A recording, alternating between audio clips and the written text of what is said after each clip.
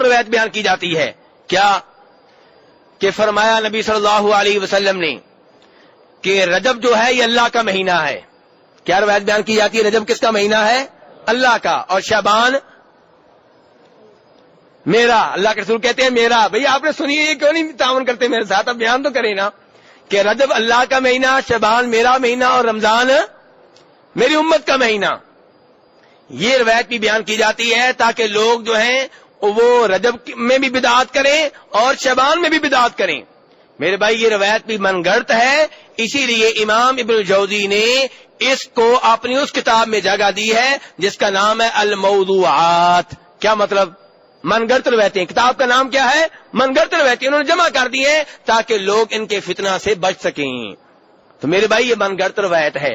اور اس کے معنی کے اوپر بھی غور کر لیں.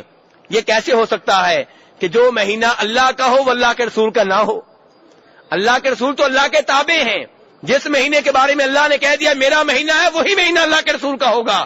یہ کوئی برابر کی دو ہستیاں نہیں ہیں، بلکہ اللہ کے رسول اللہ کے نیک بندے ہیں، سب سے افضل، سب سے اعلیٰ، لیکن اللہ کے کیا ہیں؟ بندے ہیں. جو چیز اللہ کو پسند ہے وہی اللہ کے رسول کو پسند ہے، جو چیز اللہ کو محبوب ہے وہی چیز اللہ کے رسول کو محبوب ہے.